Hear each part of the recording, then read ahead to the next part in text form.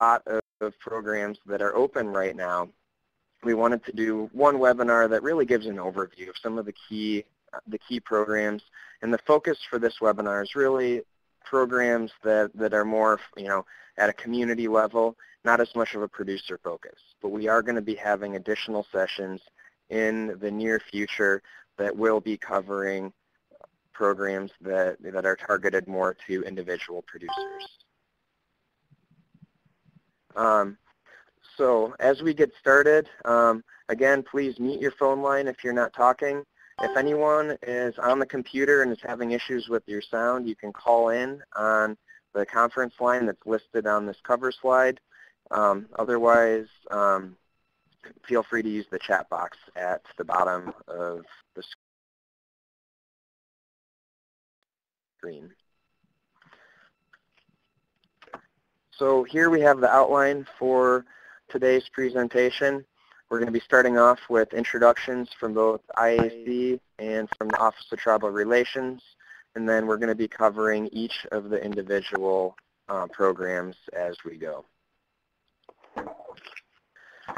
The Intertribal Agriculture Council has been around for almost 30 years, and we work to help to promote the use of Indian agricultural and natural resources for the betterment of Indian people.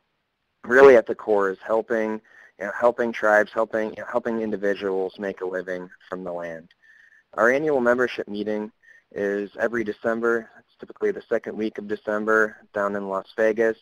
This was the save the date for the membership meeting last year, and we'll be having more information on this year's meeting coming out later on this year. We also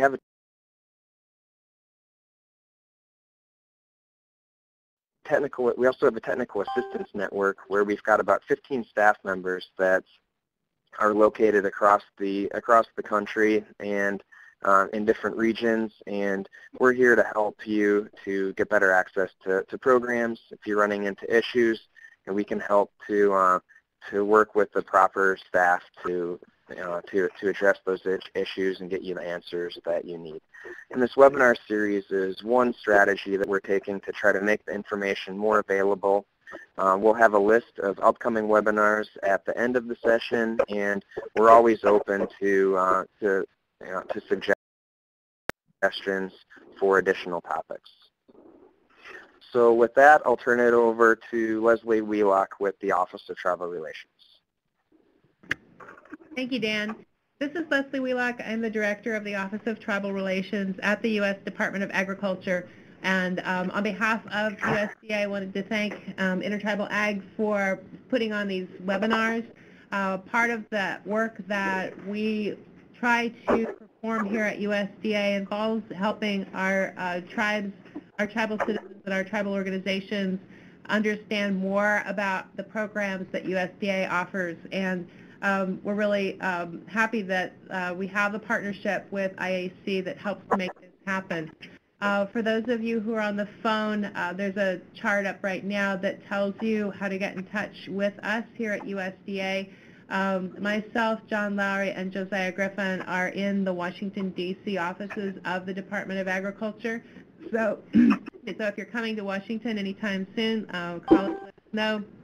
We are happy as well to help you make connections in your states and in your locales, because that's often the easier and the most direct place to get USDA services, as well as the good folks at IAC. So this chart is available to you in case you need it. Our telephone number is down at the bottom. We put out a weekly newsletter on events and programs that are available through USDA.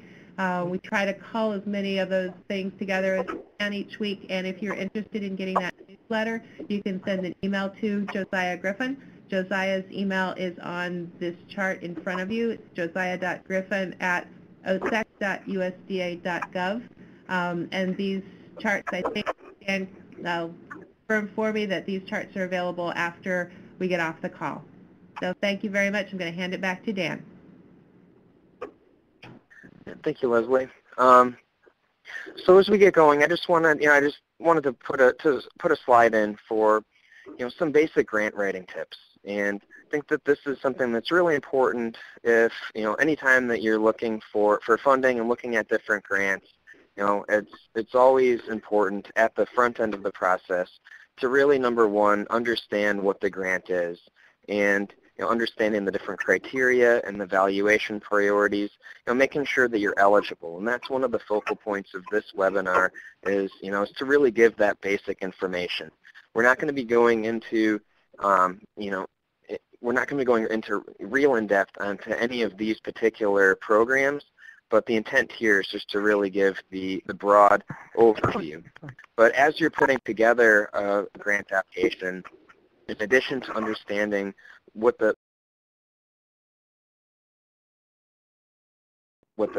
criteria are and what the evaluation priorities are, I think as someone who's reviewed grants in the past, it's really important to tell your story.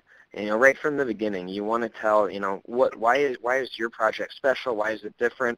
And really, in catching the attention of the reviewers right from the beginning is one of the key things in making sure that you score, that you get those points. Just one more reminder: if folks are on the phone line, if you could please mute your line so we don't get the interference, that would be appreciated. Another important consideration is providing data to reinforce your data and the story that you're telling. And this is going to depend on what the grant is, but the more that you can back up what you're saying with hard evidence, it's something that really, for most grants and virtually all, that'll help to really to get you the points in many of the scoring evaluation criteria. Similarly, tracking your results, having some sort of a way to quantify what you're doing for most grants is going to be a key component. And then the last point is just, make sure that you make it look professional. Make sure you don't have the typos, but as professional as you can make it look. That really does help with the evaluation criteria. And it's important to remember that for most of these, all grants really are reviewed by people, and the more that you can get that reviewer to sympathize and to buy in with the story that you're telling, that's what's going to help to set you apart from the rest of them. And then the last point I'll say is that, and really what part of why the Intertribal Agriculture Council, why our Technical Assistance Network is here, is to help let folks know of the variety of opportunities that are out there. USDA has 17 different agencies, and each of those agencies, or most of them at least, have funding opportunities. Understanding how each of those funding opportunities to come together as part of a larger, as a larger overall vision of what you're trying to do, that can help you to understand where different ones can plug in, and that's a big point of the webinar today. So with that, I'll turn it over to Jill Auburn with the Beginning Farmer Rancher Development Program. Great, thank you, Dan. Can everybody hear me okay? So I would reinforce what Dan just told you, which is just wonderful guidance. If every applicant to our program followed those tips that Dan just gave, I think we'd have a great suite of applications to choose from, which we normally do. So the Beginning Farmer and Rancher Development Program is one of the competitive grant programs within the National Institute of Food and Agriculture. And as many of you probably know, we're the one of those 17 agencies. We're the one that funds research, education, and extension, and we have a number of different programs. Each one has its own requirements and authorities. So you definitely do have to read the request for applications and pay attention to the program you're applying to. I'm a national program leader, colleagues with Tim Grosser, who I think many of you may know, also Jane Clary, who manages the Community Food Project's competitive grants program that I think is also subject for discussion a little later today. I'll see if I can do my own advancing, how nice. So Beginning Farmer and Rancher Development Program has as its primary purpose providing education, training, technical assistance, mentoring, outreach to beginning farmers and ranchers, which is our definition is similar to across the department. Beginning farmers are those who are in their first 10 years of operation or those who are aspiring to get into farming and ranching. And we include, can be very small scale production, but we do want you to be working with people who are interested in getting into commercial production. So this is not for folks who want to do gardening for their own consumption. That would fit more within the Community Food Project's competitive grant program. So the goal of this is to help people be more successful in those early years, or help people get into farms and ranches that are for commercial purposes, even if very small and very part-time. Those are the people that ultimately benefit from the program, but the folks who apply and carry out the projects are collaborative networks or partnerships of organizations, so state, tribal, local, regionally based, public or private entities. So just about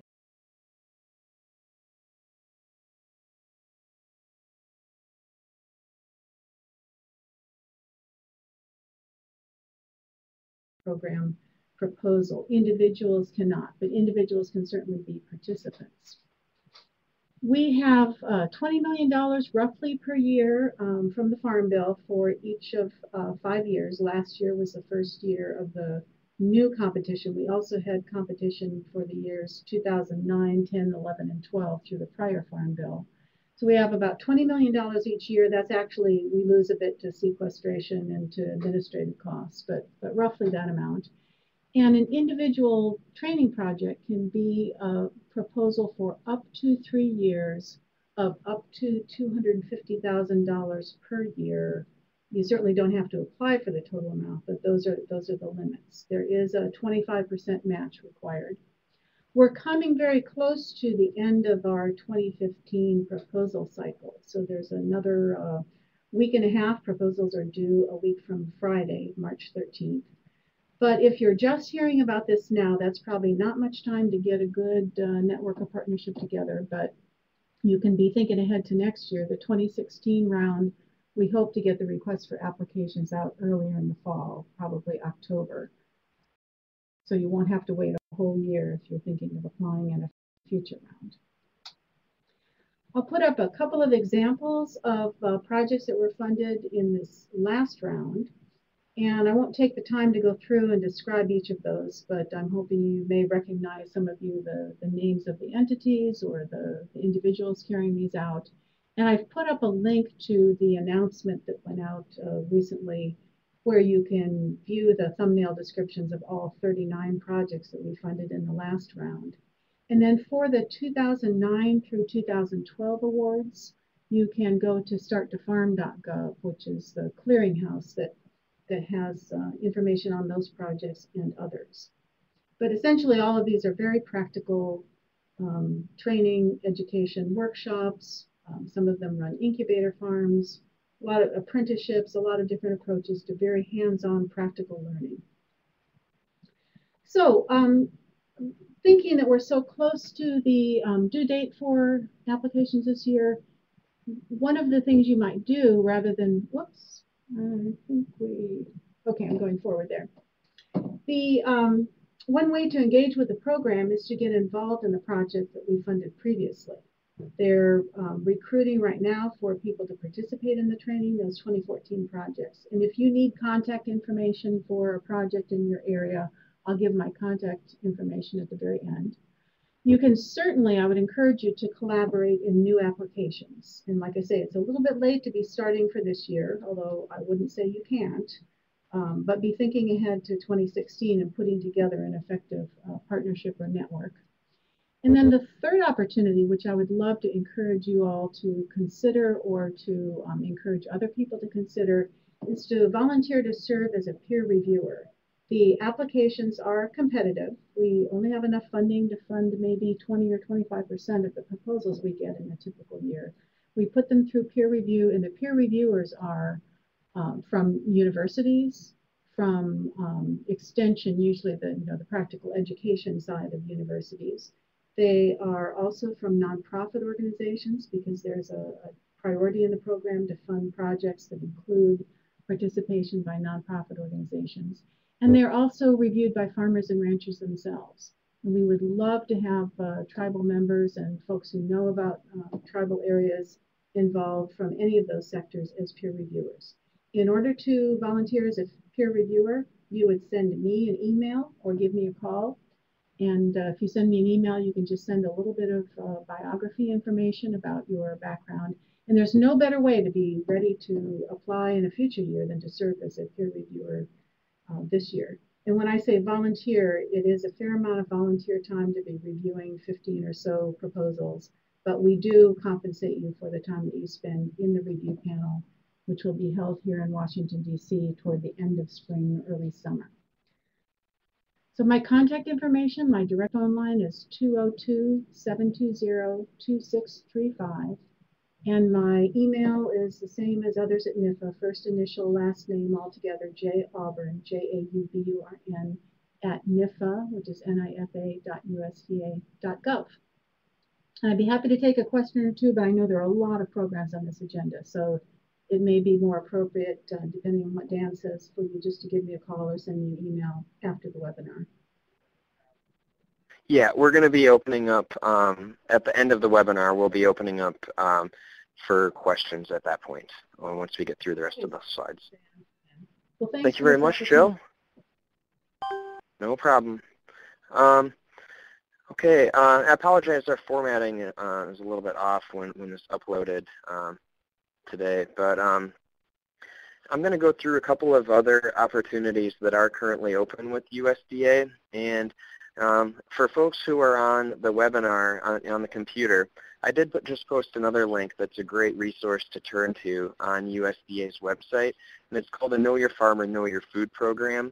The link is just usda.gov /WPS/portal/USDA Know Your Farmer. If you go to the, if you can see it online, or if you go to the recording, it's easy to find, or just Google Know Your Farmer. Great resource that has a lot of information on these programs and other considerations to, as you're really looking at your operation and what you're trying to do, and can help to direct you to more resources. But the next program that we're going to be talking about is the Socially Disadvantaged Outreach Grant. The full name is Socially Disadvantaged Farmer, Rancher, and Veteran Farmer and Rancher Outreach Grant. A pretty long name, but the basic of what this program is designed to do is to really help to promote efforts to assist socially disadvantaged farmers and ranchers in owning and operating farms while increasing participation in USDA programs. So within that, there's a lot of different, things that you can be doing. Everything from supporting educational events and conferences to direct technical assistance. There's a maximum of $400,000 per project, but most of the projects tend to be quite a bit less than that. And for this year, there's $9.1 million in total funding. The eligibility that I had mentioned earlier is a key one, and so this one is not going to be available to individuals, but it is available to tribal colleges, to tribes themselves, and then to community-based organizations. So this would be your nonprofits, and there's some other organizations that can qualify. Application deadline this year is April 13th, and we have the website here listed. There's outreach.usda.gov /grants. You can go there. You can find more information, including the full request for proposals. It's my understanding that they will have a webinar posted on there, so you can go to that for more information.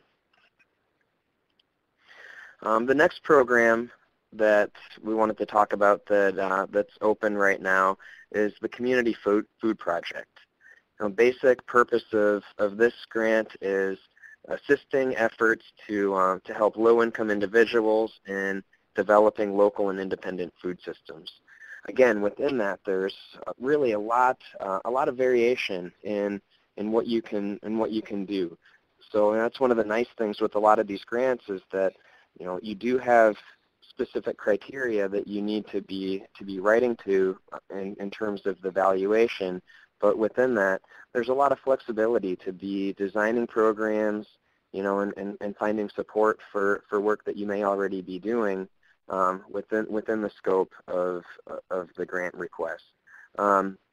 Funding on Community Food Project ranges for between $10,000 and $400,000 per project. Now that $4,000 is going to be over a period of 4 years.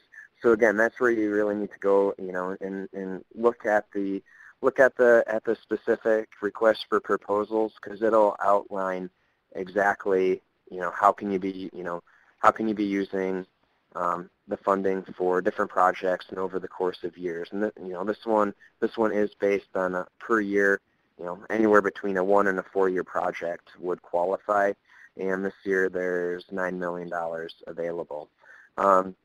Eligibility is for organizations that have experience in public food service and providing public food service, for tribal entities and for nonprofits. And the application deadline is coming up later this month. Later this month is March 17th. We've got the website listed here for more information. For all of these, if you're not on a computer, if you just Google any of these names, Community Food Project and then USDA, it'll pop right up. Okay, now we're going to be moving on to an overall focus on summer feeding programs, and we should have Ron Maynard on the line from Food and Nutrition Service to guide us through this portion. Hi, this is Ron. Can you hear me okay? Yep. I lost my portal connection to Adobe Connect, so but I can't see my slides, but nevertheless I can talk about the summer meal programs. And these are a little bit different from the previous discussions in that these are not grant programs, rather they are reimbursement programs that are intended to address the gap in meals in the summer when children are not in school. So during the school year, there are 33 million children who participate on free and reduced lunches, and only a fraction of those children, about 3 million, have been participating in summer meals, so summer meal programs. So we've been doing a concerted push the past several years to bring those numbers up in partnerships with the state and the communities. And there are three aspects or three options for summer meal programs. One, if you have year-round school, you can just continue with the school meal programs. Two, there's something called seamless summer option, and this is for schools again, and they can basically continue what they've been doing all year. There's a little bit of paperwork to extend their program, but they can keep the staff, the meals, the same vendor relationships. All the operations can stay the same. And we've been really, so I'll come back to that in just a moment. And then the third option is the Summer Food Service Program. And that is a program that is run through, it's called sponsoring organizations, local nonprofits that do the administration to meet meal compliance and handle the bookkeeping and submit claims, and they in turn sponsor sites. So we have sponsors that can sponsor a whole range of sites in the community for summer meals, and that's another option as well. But back to the seamless summer option, we're really trying to promote that a bit more, because the schools have such an established presence in the community. They're trusted, they're known, people are comfortable sending their kids there, and they have all this institutional presence. And so those are, the three options for summer meals. Like I said, we've been working at providing targeted technical assistance with states. We've increased the number of meals served over the past couple of years by several million, and we want to do more. But we need your help. And if you are interested, in your community or your tribal nation, the first thing is to hopefully you can see the slides, but I've got a slide there that identifies where you can find state contact to call. And then we also have tools and toolkits and resources. We have the links for those on the slides. And then finally, I have the contact for information for Kiev Randall, and she is our official tribal relations person, and she would be, a great person to reach out to as well if you had any questions. So that's just kind of a brief overview of the summer meal programs. Again, it's a real gap. Many children, unfortunately, experience a greater food insecurity in the summer. We know our Economic Research Service has shown that it's an additional $300 per child in impact on a family's budget in the summer. And so, there are a lot of challenges. So, and these programs are one way to address those challenges. So, thanks. Okay, thank you, Ron. And I'll just add in, it'll be listed at the end of the presentation here on upcoming webinars, but we are planning one on Farm to School, tentatively scheduled for March 31st at 3 p.m. Eastern. We'll be sending out information on that in the near future, but that'll talk we'll cover a little bit of a couple of these programs, but these type of programs, these are opportunities where if you're a producer or you're working with producers in your community, this is an opportunity if you work with these programs in the right way, and there are some definitely hoops that you need to jump through, but it's ways to keep the food within the community. So, and keep the food in the community targeted at the youth, and there's other programs feeding programs for elders. So again, we'll be having more information on Farm to School that'll be going into more depth on some strategies and some assistance to be able to do that later on this month. The next program that I want to quickly overview is this is actually a non-USDA program. This is through the U.S. Department of Health and Human Services, but the Administration for Native Americans, typically it's just referred to as ANA, has a grant program, and there are 7 different funding areas. You probably could use multiple of those funding areas for a lot of the tribal food and ag programs, but the one that is often used is the SEEDS program. And the main intention behind the SEEDS program is promoting job growth and business development, but agriculture is one of the main focal areas. We had worked with a group from the White Earth Land Recovery Project in last year's round and partnered on them. They applied for a grant on doing seed saving trainings and had gotten it, so that effort is rolling ahead right now. Now, unfortunately, this application deadline is today, so it wouldn't be something that you'd be able to do for this year's round, but part of the reason that we're doing this webinar is to give people more information on these programs so you can start planning and thinking ahead for the future. Next year's deadline is March 4th, and ANA does have their own webinars, and they've got staff that does outreach. If you go to the website that's listed here, you can find more information on that. And for their time frame, right now is when they really start to make the connections and start to provide the assistance for working on grants for that next funding cycle. But another great one that can really help to fill one of those gaps, and with $500,000, it is a fairly significant funding opportunity. Total available for this year is $4,750,000. That 500,000, that would be over a period of years. The next grant opportunity, another non-USDA one. This one just came out last week. The Bureau of Indian Affairs has a climate change adaptation grant, and the main purpose is promoting climate change adaptation and planning.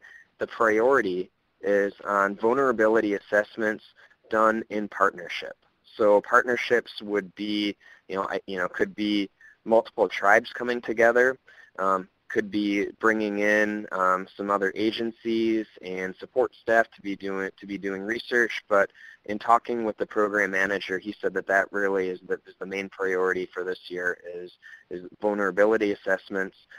Funding is capped per project at $250,000. And then there's $4 million available for the climate change adaptation and another $4 million available for ocean and coastal issues. Eligibility, federally recognized tribes are able to apply, and then tribal organizations are eligible if they're supported by tribal resolutions. So this is where if you have a project that would be bringing multiple tribes together and each tribe could provide a resolution, that's what's going to help to strengthen your application. The best place to go for more info on this is to send an email to climate.funding@bia.gov, and the primary contact for that is Sean Hart. He unfortunately had another meeting today and wasn't able to join us, but the application deadline is April 24th, so there's some time yet to put together an application. Again, this one just came out at the end of last week. Moving on, the next program is, this is from a private, a nonprofit foundation, the First Nations Development Institute. They have their Native American Food Sovereignty Initiative that is currently accepting applications. Another one this one was just announced last week. The nice thing with this grant opportunity is that it has a bit more flexibility. A lot of the USDA ones, while you do have flexibility, oftentimes there are some constraints. This one does, it's a nice one that sometimes it can help to fill some of the gaps. There are 8 awards this year that are anticipated to range and to average about $26,000. Eligibility is limited to Native-controlled 501c3 nonprofits, other tribal organizations, and community-based organizations. Application deadline is March 25th, and we've got the website, First Nations website is listed below, and the specific link for this year's funding opportunity is on the PowerPoint right here. So I've mentioned a couple of times of the upcoming webinars that we have. The next scheduled one is Farm to School. That'll be March 31st at 3 p.m. Is our tentative date for that. Subject to change, but I think that I think that one is pretty much locked in. We've got value-added producer grants with USDA Rural Development. It is tentatively scheduled for April. We're waiting for the regulations to be and the funding to be announced on that one, but it should probably be April, possibly early May. And we've got NRCS Regional Conservation Partnership Program. This is a new one that came out of the Farm Bill, the 2014 Farm Bill. They gave out $330 million last year, and it's my understanding, I think there were about 7 tribal applications that were funded, but major source of funding, and another one that really is encouraging the partnerships to come together. U.S. Fish and Wildlife Service, we're going to be doing a webinar with them. BIA, I believe, is going to be getting on that one to talk about some of their conservation efforts, climate change efforts. But U.S. Fish and Wildlife Service has landscape conservation cooperatives. That's the acronym LCC. There's 22 of them across the country that pull together high-level conservation professionals from states, different federal agencies, and we're trying to get more tribal participation in that. So look for that one in early May to late June. And then USDA 101 will be another one, really trying to break down USDA. But you can, I won't go through the rest of them listed here, but you can take a look at the slide. We've got a few other ones that we're working on, and this is one, if you do have additional requests, please send an email. info@indianaglink.com is the general IAC email address. My email is dan@indianaglink.com. But we're more than happy to try to put together something, or if you wanna work with us on putting together a webinar, we're more than happy to help to provide that support. So just as we're getting close to moving toward the questions and answer, just wanted to recap the basic grant writing skills. Really the key thing is understanding what the grant is, what the different components and the evaluation criteria, and then making sure that you tell a compelling story that addresses those criteria. And those are going to be really the key things to writing a successful grant. And then the more that you can understand the different opportunities that are out there and where they can plug in, it's going to help to put your organization in a better spot to to get the funding and that you need to carry out your work. So those are just a little bit of a summary. And with that, we'll open it up to questions on any of the grants right now, any of the programs that we're talking about today. Hey, good morning. My name is Brian Abraham. I'm the environmental coordinator in Togiak, Alaska. We had a storm surge in the weekend of Christmas, and then we're on the sea level, and we have a seawall right there. It was built in the mid-'80s. It was made out of African ironwood, really tough type of wood, and then it lasted. It's pretty good. But then I noticed the erosion before it almost collapsed, and then I was looking at this BIA Climate Change funding deal, because we're right on the coast, and then and I just don't like the word adaptation anymore. So because we didn't have any ice or snow this year. All our winter is like down in Wisconsin and Buffalo, New York and stuff. So, but anyway, we are right on the coast, and these storm surges are getting a little wilder than usual. So, and I was just looking at this BIA climate. This would be a great opportunity. And plus, we've recently become a conservation district, the Tribal Conservation District, and then we're just beginning. So we are looking at restoration of trails and most likely even gardening too. So that'd be great. Just looking at where to find seeds. Even though we didn't apply, most likely we can apply it for next year. But then this is a great webinar. It's a learning tool, and hopefully we'll make a difference here in Togiak. Great. Well, Brian, a couple of suggestions. We have two staff members in Alaska. We've got Dorothy Shockley, who is actually on the webinar right now, and we also have Dave Montour. Dorothy, are you on the phone? Don't hear Dorothy, but both Dorothy and Dave are resources for you, and I know both have done some work with rural development. Rural development may have, specific projects, to help to upgrade that seawall or to upgrade some of your infrastructure there. There's funding there. USDA has some other disaster relief programs. So there are resources out there that may be able to help you with actually specific implementation. Leslie, are you on the line? I am. So John and I are I'm sitting here with John Lowry trying to figure out some other options for a seawall. I think we could actually do some digging around here. We talked to some folks today about disaster recovery over at Commerce, but it doesn't sound like we have a disaster yet. But we're wondering whether it's an Army Corps or another organization. So I think this one's a little bit more difficult than others, but we're going to check around here first. And how do I get back in touch with the caller? Hey, this is Brian from Togek. If you can give me your phone number, that'll be fine, and I can give you a call, and I can give you my email address. Hey, Brian, that works for me. Our phone number is at the Office of Tribal Relations, area code 202-205-2249. And your name? My name's Leslie Wheelock. Okay, I got you, Leslie. Okay. I'll give you a call later. Great. Thanks, Brian. Thank you very much.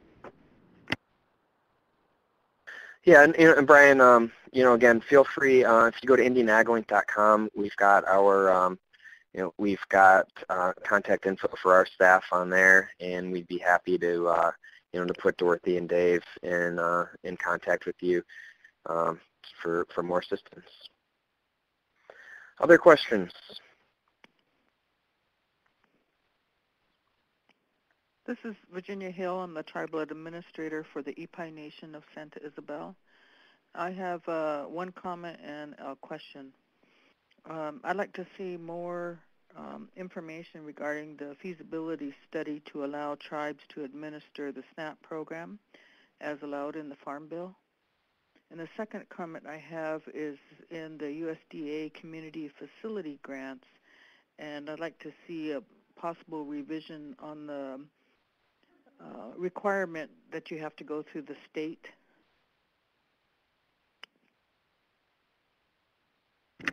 So, hi, Virginia. This is Leslie Wheelock at USDA. The feasibility study is in process right now. That study is supposed to be delivered to Congress later this year.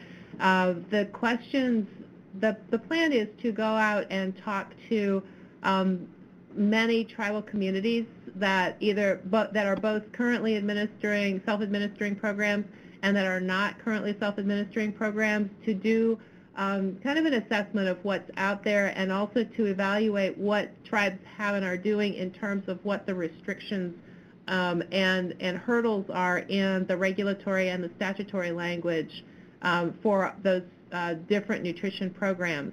So that process is currently in place. At the point in time where they start to ask tribes for information, that questionnaire we're hoping will be cleared by OMB soon, and that questionnaire will go out to every single tribe. The goal is to get every single tribe to answer it, but they're kind of hoping for 50% at this point, because we know that a lot of times we just don't get responses back. So you should, or somebody in your tribe should see that questionnaire come out to them. We are going to try to put a link in our newsletter so that people can get access to that questionnaire if they didn't already get it. There's a little bit of control that has to be implemented so that one tribe doesn't answer it 60 times, but we're going to work out with FNS some way to ensure that tribes that didn't see it, or the wrong person didn't get it, or the right person didn't get it, have access to it. The community facility grants, the language, the requirement that you're bumping into is a statutory requirement. We do, by the way, also have don't we have community facility grants at the federal level as well? I think that there is an ability, don't we? There is an ability to work through, I think, some of that outside of the state, but typically our state rural development folks should be your best sponsors in terms of getting those funding. We don't always have enough for everybody, but they are your best advocates there in the states to get access to funding. Hi, this is Virginia. Yes, a few years go ago, ahead. The tribe did try to seek the federal community facilities grant and was told to go through the state. Right. There's a state rural development director, and the state rural development director is a federal appointee. So what we've done, USDA, we've got 98,000 employees, 90,000 of them are in the field, including a lot of our federal appointed officials. So the state rural development director in your state is actually a federal employee, and that state director has the ability to work with the community facilities funding in your state, and also the potential to work with community facilities funding that comes up toward the end of the year that we have additional resources for. So you for sure want to get in touch with that office. Virginia, can I just ask again, where are you located? California. California? Yeah, you have an awesome state director out there. What's that person's name? Her name's Glenda, Glenda. I'm going to need some help with the spelling. Humiston. Humiston.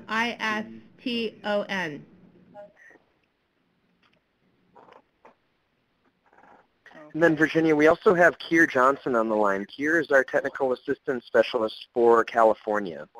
Or Keir, at least I know, is on the webinar. So if we can connect the two of you, Keir, I know, would be happy to help to provide more assistance. Yes, can anybody hear me? This is Keir. Hi. Hello. Yeah, Virginia, I'd love to work with you to ensure that there's follow-up from the state level office, rural development, and I did do a bunch of research on your question relating to the Food Nutrition Service, the travel administration of the SNAP benefits, and I gave you an email a little while back. I can forward that again. Keys is the person that I actually went through that provided me with the information I sent you regarding the contractor who is administering the appraisal, and I believe it's 16 tribes that they'll be working with throughout the country and doing site visits for, as well as the solicitation of feedback across the country.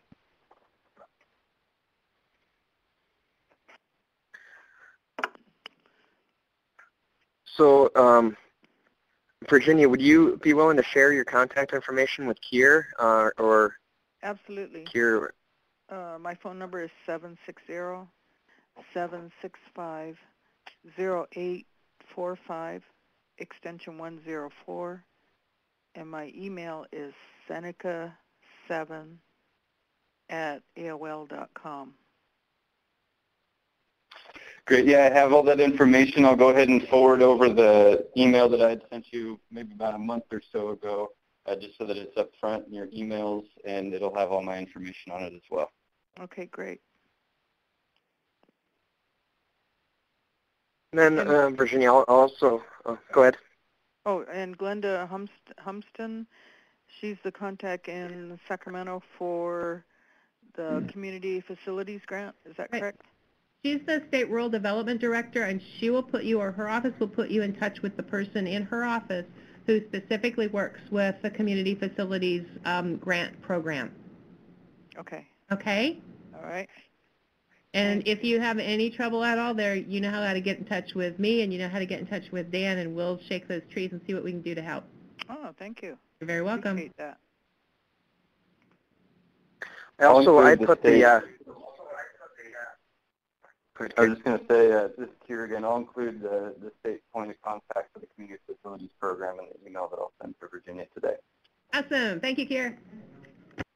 Yeah, and then anyone on the line who has, is looking for more information or assistance, feel free. You can send an email to info@indianaglink.com is our general email address, and our staff can get you in touch with the best person to help to provide more detailed assistance based on where you're located, and we'll do everything we can to get you the information and assistance you need.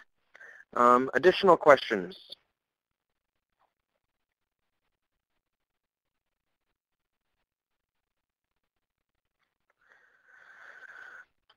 Okay, well, if there aren't any questions, just here again is the list of upcoming webinars, and most of these ones are going to be more focused on a particular program as opposed to being broad like this, except the USDA 101 will be kind of a more broad one that'll be pulling together several different programs.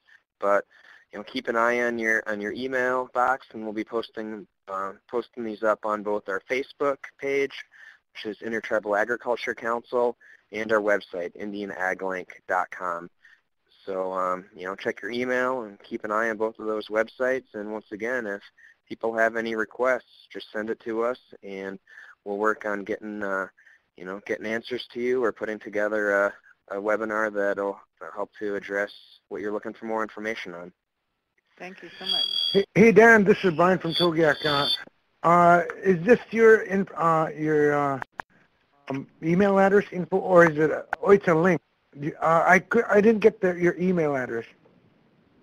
My email is dan@IndianAgLink.com.